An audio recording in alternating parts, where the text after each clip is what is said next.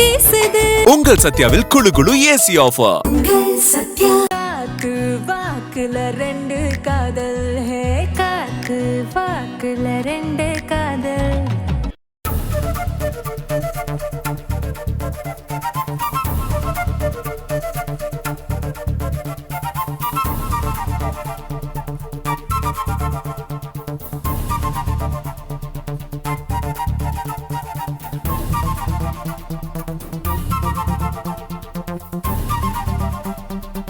மா நில்லுங்கம்மா.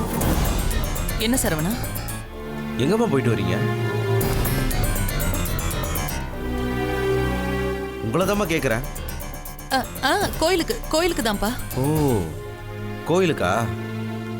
உங்க முகத்தை பார்த்தா அப்படி தெரியலையேம்மா. நிஜமா கோயிலுக்கு தான் போயிட்டு வரேன் சரவணா. சரி ரேணுகா, மா ரேணுகா. இது வரனே சொல்லுண்ணே. ரேணுகா அம்மா எங்க போயிருக்காங்கன்னு சொன்ன? சொல்லாத. சொல்லு.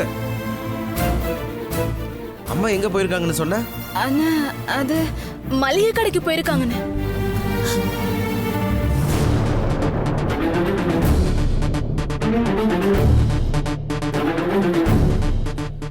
என்னம்மா இப்ப என்ன சொல்ல போறீங்க? மளிகை கடைக்கு போயிட்டு அப்படியே கோயிலுக்கு போயிட்டு வந்தேன்னு சொல்ல போறீங்களா? உங்களுக்கு தான் பொய் சொல்ல வராதேம்மா. எதுக்கு வராததை ட்ரை பண்றீங்க? உண்மையை சொல்லுங்க. ஈஸ்வரி வீட்டுக்கு தானே போயிட்டு வரீங்க?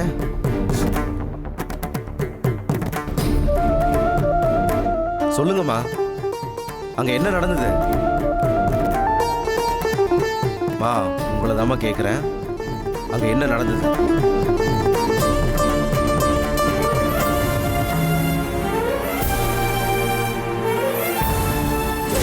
எனக்கும் உங்க பிள்ளைக்கும் இனிமே எந்த ஒட்டு உறவும் கிடையாது. நான் அவரை என் வாழ்க்கையில இருந்து மொத்தமா தூக்கி எறிஞ்சிட்டேன். அவரு கட்டின தாலி கூட என் கழுத்துல இல்ல, அதையும் சேர்த்து தூக்கி எறிஞ்சாச்சு. இதுக்கு மேல பேச ஒண்ணும் கிடையாது. அதனால நீங்க கிளம்பலாம்.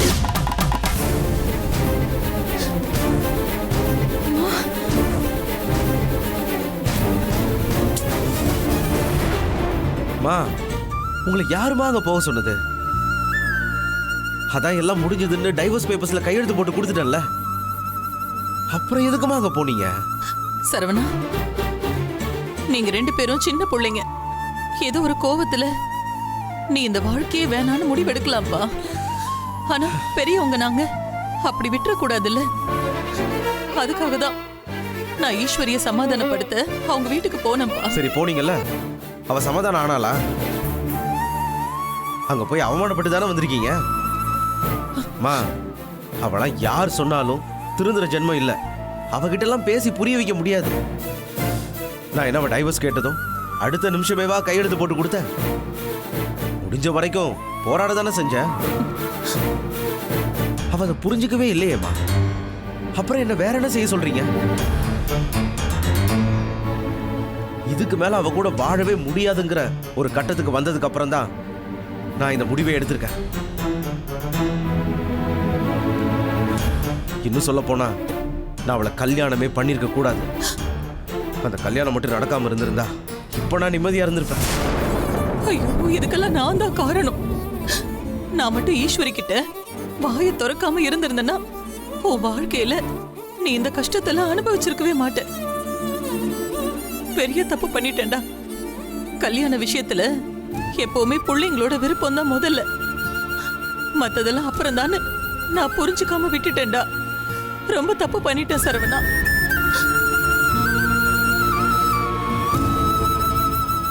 நான் எடுத்த ஒரு தப்பான முடிவால தான் உன் வாழ்க்கை இப்படி நரகம் ஆயிடுச்சேன்னு நினைக்கும் போது எனக்கு ரொம்ப கஷ்டமா இருக்கு சரவணா. என்னால தானே நீ இது எல்லாத்தையும் அனுபவிக்கிற. இதெல்லாம் நடக்கும்னு நான் நினைச்சு கூட பாக்கலையேடா. அம்மா மன்னிச்சிரு சரவணா. என்னம்மா நீங்க என்ன பண்றீங்க? இல்லடா, ஏமா இப்பெல்லாம் பண்றீங்க? விடுங்கம்மா, இதான் விதி. இப்படிதான் நடக்கணும்னு இருந்தா அதை நம்ம யாராலையும் மாத்த முடியாது.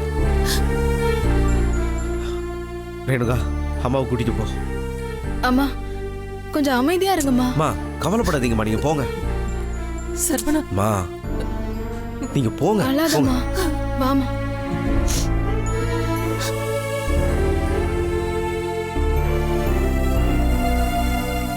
மதனே மதனே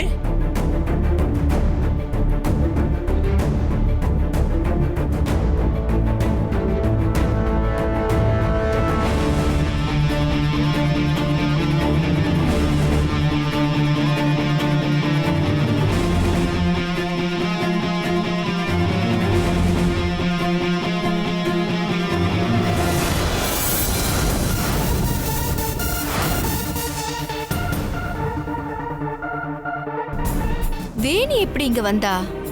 இவ்வளவுதானே போலீஸ்காரங்க அவங்க பாதுகாப்புல வச்சிருந்தாங்க. ஒன்னும் புரியலையே. வாமா.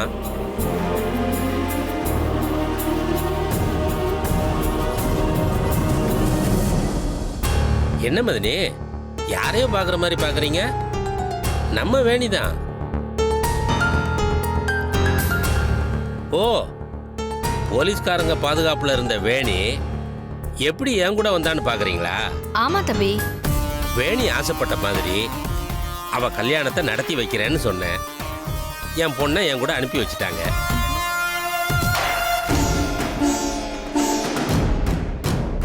ஆமா மதனி, வேணி நம்ம அபிராமி மக செந்தில தானே கல்யாணம் பண்ணணும்னு ஆசைப்பட்டா. அவ ஆசையை நிறைவேற்றிடலான்னு நான் முடிவு பண்ணிட்டேன். என்ன தம்பி சொல்றீங்க? செந்தில் கூடவா? ஆமா மதனி, யோசிச்சு பார்த்தேன். செந்திலுக்கு என்ன குறை சொல்லுங்க? அரசாங்க உத்தியோகம், சொந்தக்கார பைய.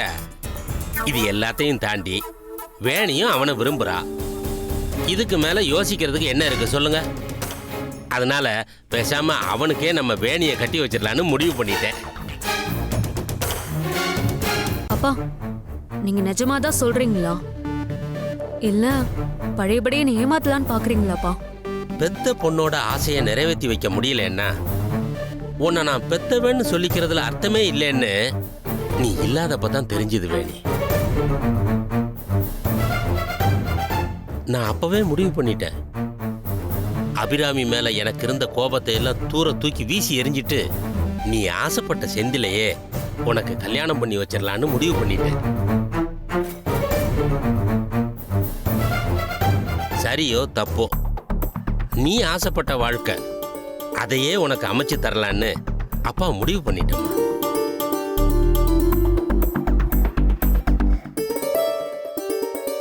நானே அபிராமி வீட்டுக்கு போய் உங்க 2 பேரோட கல்யாண விஷயத்தை பத்தி பேச போறேன். இன்னைக்கு நாள் நல்லா இல்ல, இல்லைன்னா உன்னை கூட்டிட்டு நேரா அங்கதான் போயிருப்பேன்.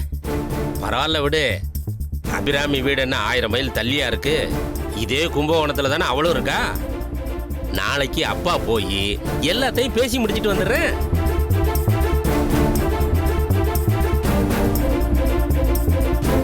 இதுக்கு மேலையும் உனக்கு நம்பிக்கை வரலன்னா ஒரு நிமிஷம் இரு.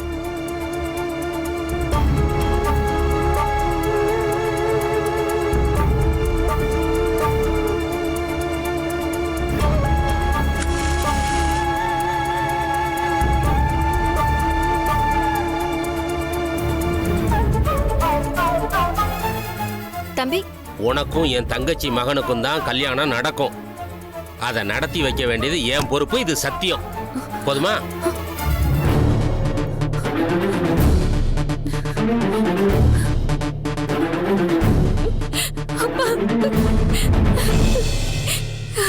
என்னடா நடக்குது இங்க? நான் பாக்குறதெல்லாம் நிஜம்தானா இல்ல கனவு ஏதாவது கண்டுட்டு இருக்கனா? வேணி அழாதம்மா. இனிமே நீ எதுக்குமே அழக்கூடாது.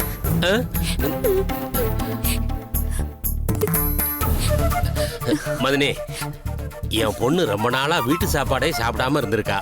இன்னைக்கு வேணிக்கு பிடிச்சது எல்லாத்தையும் சமைச்சு வைங்க. என்ன, என் பொண்ணு வயிறார சாப்பிடணும். அதை பார்த்து நான் சந்தோஷப்படணும். போமா, போய் ஃப்ரெஷ் ஆயிட்டு வா. போ.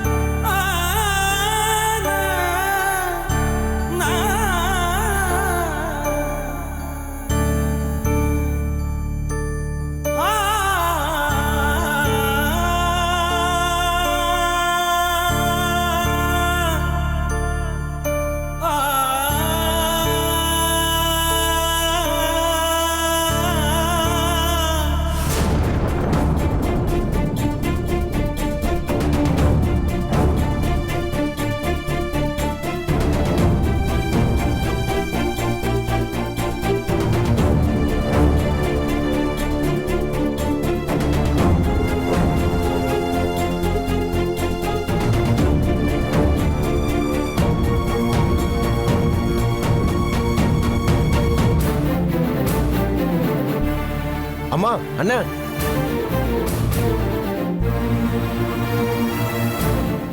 ரம்யா வாம்மா. வா ரம்யா. வாங்கக்கா.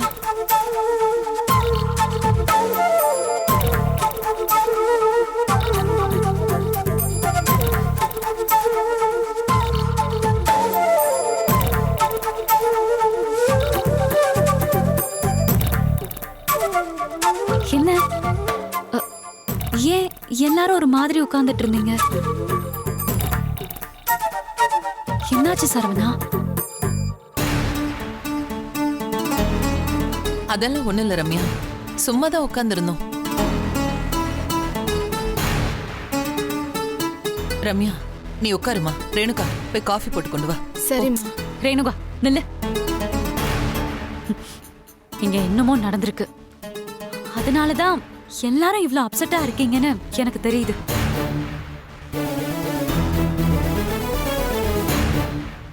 எதுக்கு என்கிட்ட மட்டும் நார்மலா இருக்கிற மாதிரி நடிக்கிறீங்க? என்ன நடந்துச்சுன்னு சொல்லுங்களேன். என்ன நடந்துச்சு சொல்லுங்க. அது வந்து நானும் இந்த குடும்பத்துல ஒருத்தி நினைச்சீங்கன்னா என்ன நடந்துச்சுன்னு சொல்லுங்க. அப்படி சொல்ல விருப்பம் இல்லைன்னா நான் கிளம்புறேன். அக்கா, ரம்யா நில்லுமா. அப்ப என்ன நடந்துச்சுன்னு சொல்லுங்க. அது ஏய் ரேணுகா, நீ அது சொல்லு. என்ன நடந்துச்சு?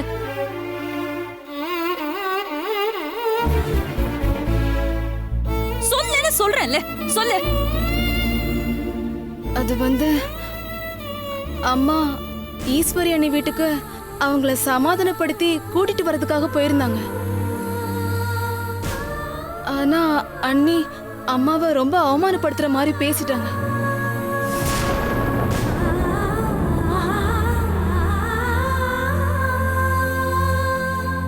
இதுக்கு மேல அண்ணன் கூட சேர்ந்து வாழ முடியாதுன்னு முடிவா சொல்லிட்டாங்க. அதான் எல்லாரும் என்ன பண்றதுனே தெரியாம முழிச்சிட்டு இருக்கோம். இதுக்குதான் சரவணா நான் அப்பவே சொன்னேன், அவசரப்பட்டு டிவோர்ஸ் பேப்பர்ல இப்படி சைன் பண்ணி கொடுக்காதேன்னு. கேட்டியா நீ? வேற என்ன பண்ண சொல்ற? அவ செஞ்சதெல்லாம் சரியா ரம்யா? எவ்வளவு தைரியம் இருந்தா அவ உன்கிட்ட பணம் கேட்டிருப்பா. அந்த கோவத்துல தான் நான் சைன் போட்டு கொடுத்தேன். நீ கோவத்துல சைன் பண்ணிட்டு வந்து நிப்ப. ஆனா இப்போ அதையே காரணமா வச்சு அவ திரும்ப உன் கூட சேர்ந்து வாழவே முடியாதுன்னு சொல்லி நிக்கிறா. இதுக்கு மேல என்ன செஞ்சு அவளை சமாதானப்படுத்துறதுன்னே தெரியல. அதுக்கு வாய்ப்பே இல்லம்மா.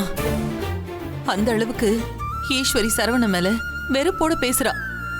இதுக்கு மேலேயும் அவளை சமாதானப்படுத்தி இவனோட சேர்த்து வாழ வைக்க முடியும்னு எனக்கு எந்த நம்பிக்கையும் இல்ல. ஈஸ்வரி முடியாதுன்னு சொன்னதுக்காக காலம் பூரா சரவணன் கஷ்டப்பட்டுட்டு இருக்க முடியுமா? இல்ல ரம்யா, இல்ல. இதுக்கு மேலேயும் இவன் கஷ்டப்படக்கூடாது.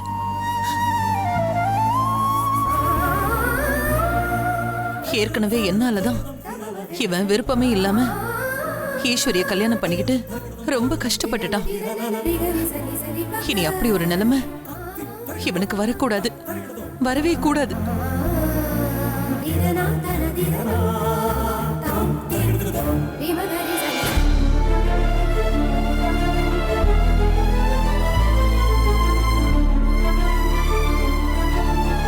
அதுக்கு ஒரே ஒரு வழிதான் இருக்கு.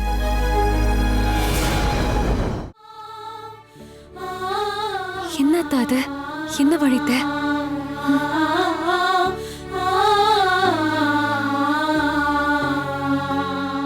சொல்லுங்க அத்தை, என்ன? நீ சரவணனை கல்யாணம் பண்ணிக்கணும்.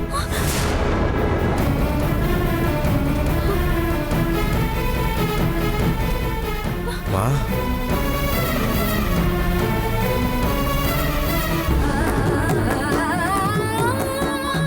மா நீங்க என்னமா பேசிட்டு இருக்கீங்க? நான் சரியா தான்டா பேசுறேன். முன்னாலேயே உன் மனசுல என்ன இருக்குன்னு கேட்டு உங்க ரெண்டு பேருக்கும் நான் கல்யாணம் பண்ணி வச்சிருந்திருக்கணும். அதை செய்யாதது ஏன் தப்புதான்டா. அப்படி நான் செஞ்சிருந்தா இந்நேரத்துக்கு நீயும் ரம்யாவும் ஒன்னா சந்தோஷமா வாழ்க்கைய வாழ்ந்திருப்பீங்க.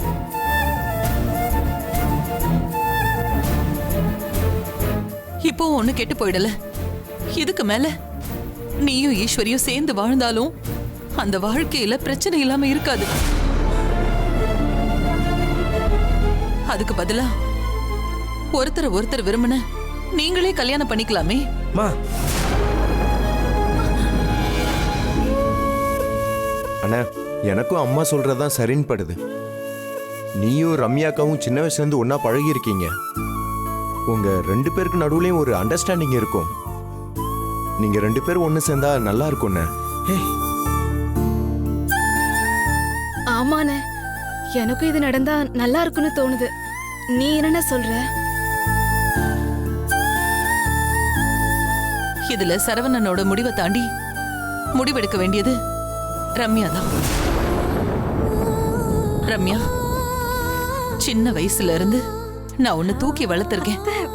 உங்ககிட்ட நான் இது வரைக்கும் எதுவுமே கேட்டதில்லம்மா. முறையா இப்ப உங்ககிட்ட ஒரு விஷயத்த கேக்குறேன். என் புள்ள சரவணனை கல்யாணம் பண்ணிக்கிறியா?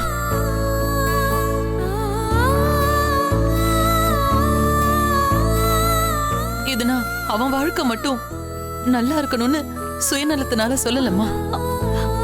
உங்க 2 பேரோட வாழ்க்கைய பத்தி யோசிச்சுதான் நான் சொல்றேன்.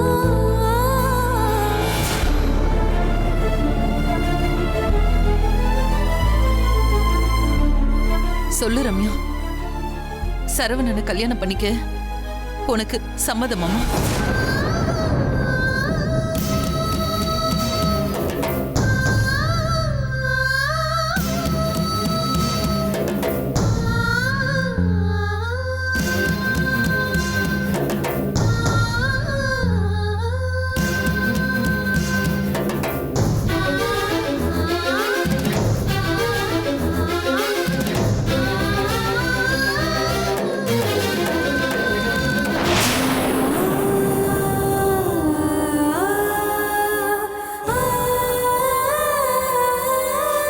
என்னம்மா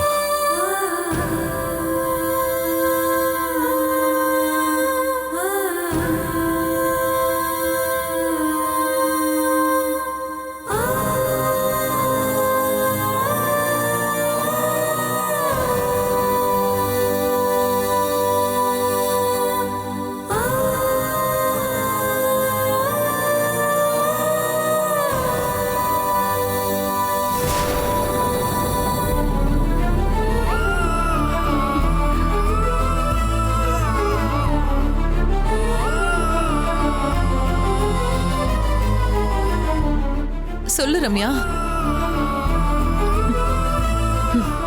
சரிங்க அத்தை.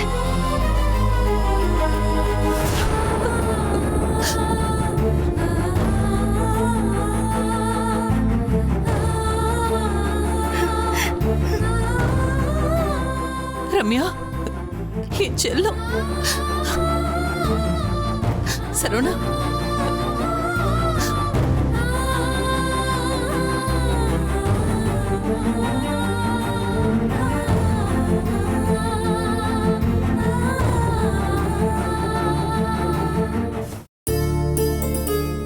பெரிய ஆளு தாண்டி நீ. அப்படியே உங்க அம்மா மாதிரி அடம் பிடிச்சு நினைச்ச காரியத்தை சாதிச்சு புட்டியே.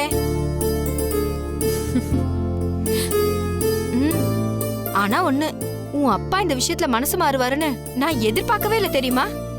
அதான் பெரியம்மா எங்க அப்பா. அவரு கோவப்படுவாரு தான், ஆனா அதை விட என் மேல பாசம் ஜாஸ்தி. ம். வேணி, வாங்க தம்பி, ஆ, வாங்க. என்ன பெரியம்மாவும் பொண்ணும் என்ன பேசிட்டு இருக்கீங்க? அதெல்லாம் ஒண்ணும் இல்ல தம்பி, நினைச்சதை சாதிச்சு விட்டால, அததான் சொல்லிக்கிட்டு இருந்தேன். பின்ன என் பொண்ணாச்சே, அவ்வளவு சீக்கிரத்துல விட்டு கொடுத்துருவாளா என்ன?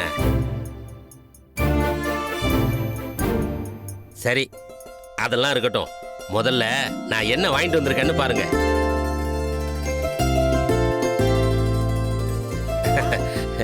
எப்படி? இந்த பட்டு புடவையை தான் வேணி அவ கல்யாணத்தன்னைக்கு கட்டிக்க போறா. மதினி, விலை எவ்வளவு தெரியுமா? எவ்வளவு தம்பி? 70,000.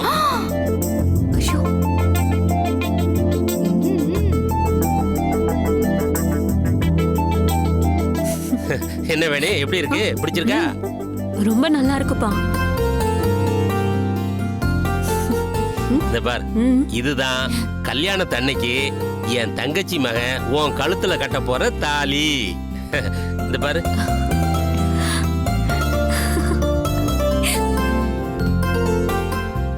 எப்படி இருக்கு? நல்லா இருக்கு. ரொம்ப தேங்க்ஸ்பா. அடக்கு இருக்கு. இதெல்லாம் உன் அப்பா உனக்கு செய்ய வேண்டிய கடமைமா. என்னமோ வெளியாளுக்கு சொல்ற மாதிரி தேங்க்ஸ் எல்லாம் சொல்லிட்டு இருக்க. முதல்ல அதை கொண்டு போய் பத்திரமா பீரோல வை. சரிப்பா. சரிம்மா.